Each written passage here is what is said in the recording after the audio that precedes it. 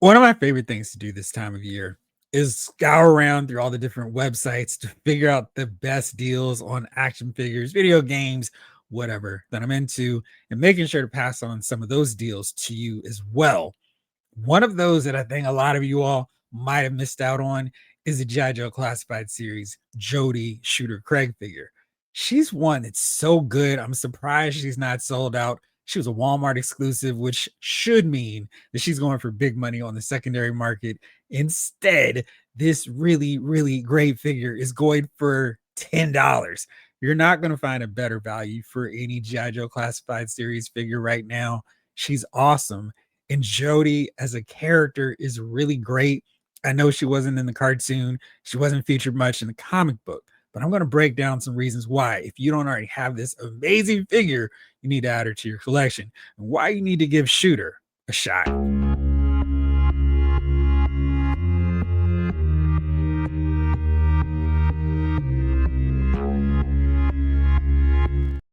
What's up, everybody? It's Jeffrey Lyles welcoming you to another edition of Lyles Figure Files.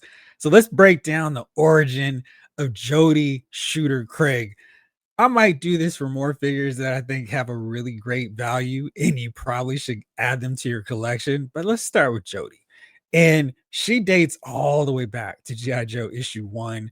I made no secret, G.I. Joe was my gateway into comic books, and this thing hooked me right from the start. And issue 1 was just fantastic. What was going on in this one? Cobra, a ruthless terrorist organization determined to rule the world, had kidnapped a Dr. Adele Burkhart. The US government was not necessarily upset at the fact that she was kidnapped, but it would look really bad if she died and the US government didn't come to save her. And General Austin over at the Pentagon was like, yeah, we've got to take care of this situation. General Flagg, who basically is the head honcho of the G.I. Joe team, is like, well, maybe it wouldn't be so bad if we botched the rescue and Cobra killed her. He's just spitballing because he wants General Austin to go, no, Flagg, we need to rescue her. It's way better for us to just get this disgrace to the government, get her back home safely, rather than worse headlines because we botched it and she got killed. And of course, if you need a mission done right, you need your highly trained special mission force, aka G.I. Joe. Flagg's got the lineup all queued up, and you'll see this really interesting panel here from G.I. Joe issue 1, and it's got the whole team, or some of them. Now, of course, we all know the original 13: Hawk, Zap, Grand Slam, Scarlet, Short Fuse, Steeler, Flash, Clutch, Grunt, Stalker, Breaker, Snake Eyes, Rock and Roll, Shooter. Interesting. Who's Shooter? But if you note to the right of Rock and Roll, there are more Joes, which means there are more members of this team beyond this original 13 and this not so uneven lineup here. So who is Shooter? Shooter is based on homage to the Marvel Comics editor-in-chief, Jim Shooter. And codename Shooter fits in just fine with somebody named Clutch, Short Fuse, Flash, Breaker. No problem. And there's no real thing because internet is not a thing in 1982.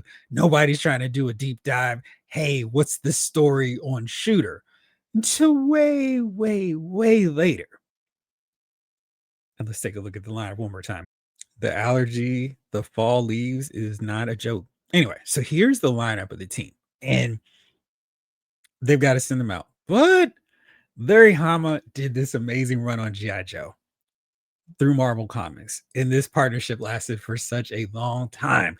Went for 155 issues. I read every one of them. Loved that series. It's one of my all-time favorites. And I'm thrilled that Larry Hama is still writing Image Comics versions of his rendition of G.I. Joe. It's amazing.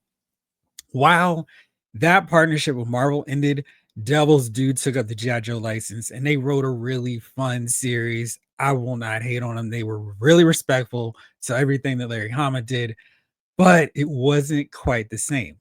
In 2006, Larry was able to do a 3-issue kind of standalone in his continuity look at G.I. Joe before the events from issue number 1.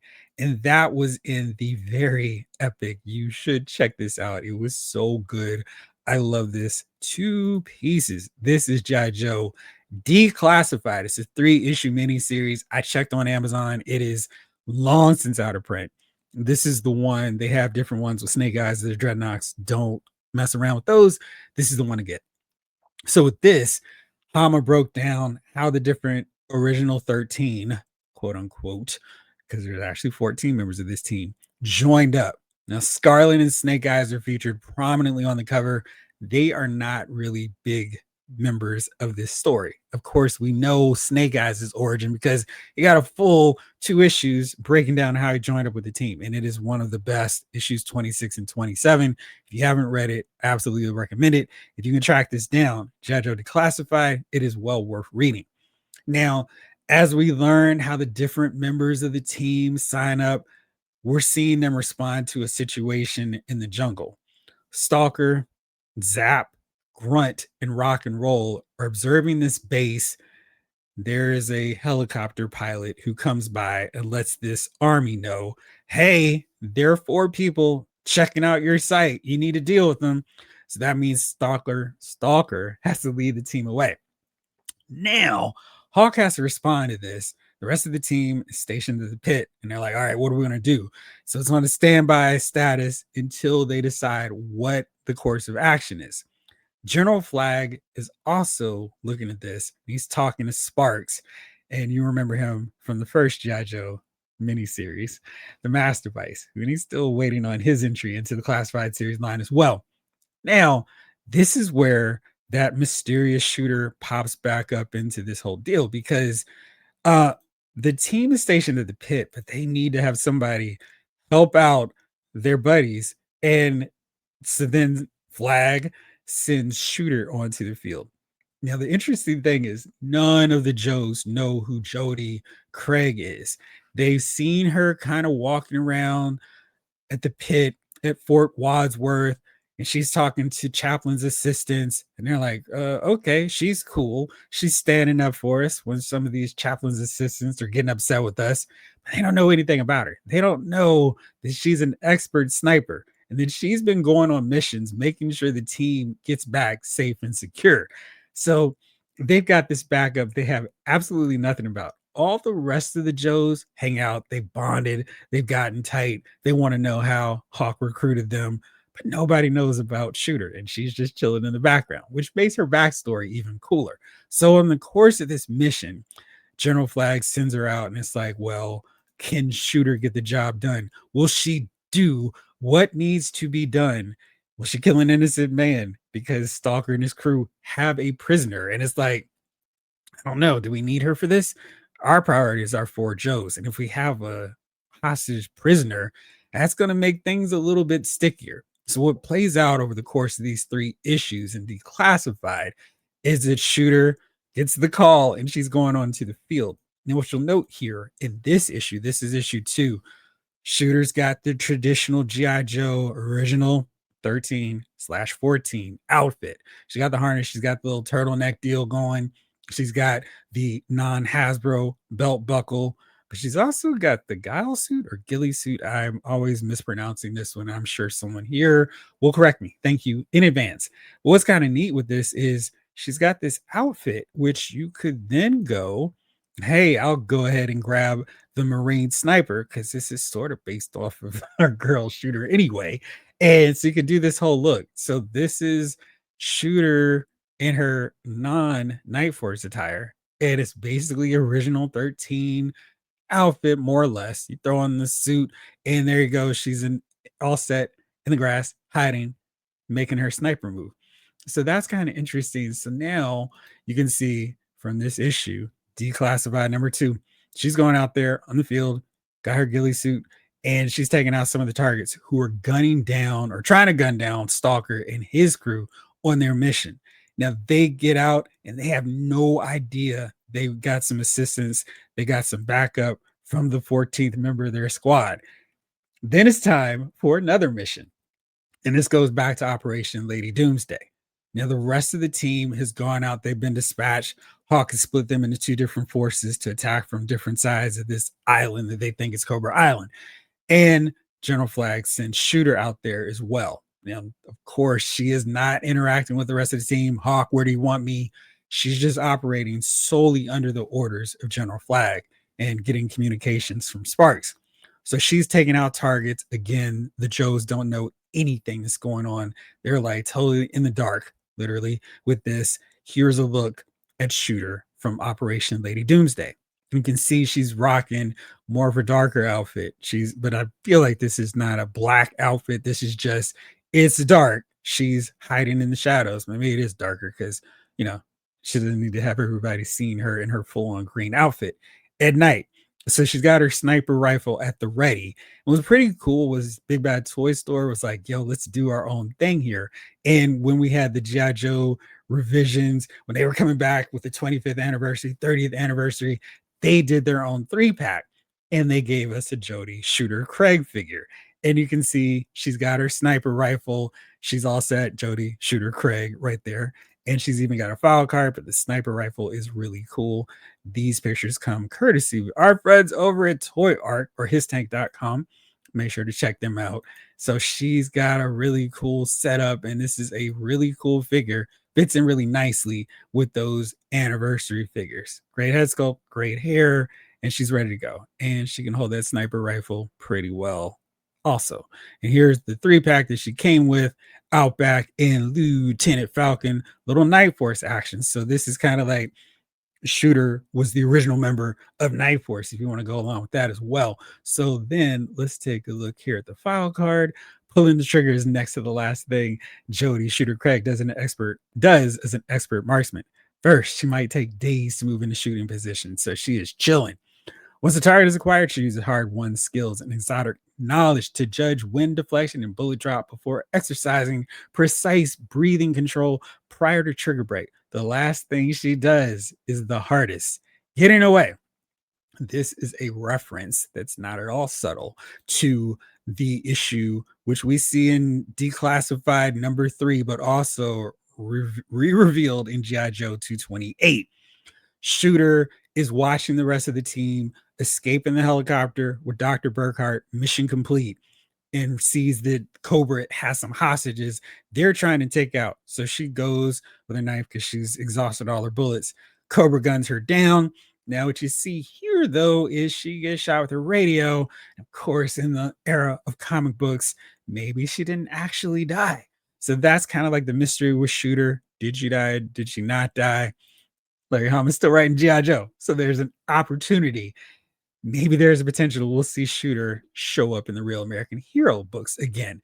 But in the interim, Joshua Williamson is doing some amazing stuff with my favorite book going on right now. G.I. Joe does not disappoint. The Dreadnought War is playing out right now. But a few months back in issue 12, he introduced Jodie Shooter Craig in this mainstream mainline book, which is going to be part of the Energon Universe cartoon series coming next year. So this is where you might want to get a jump on getting this Shooter figure, especially since she's $10, because eventually she's going to show up in this Energon Universe cartoon series.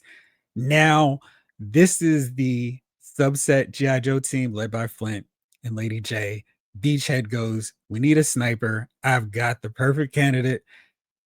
Shooter is being kidnapped, or she's held hostage at Dark Lovia's under Dark Lawn's watch. She's trying to take out his right hand agent, and she accomplishes this. And it's so cool. And Night Force is really taking off. I'm kind of digging this unit, though. I mean, we've got Lady J, we got Flynn, we got Beachhead, we got Shooter. This is a pretty cool squad.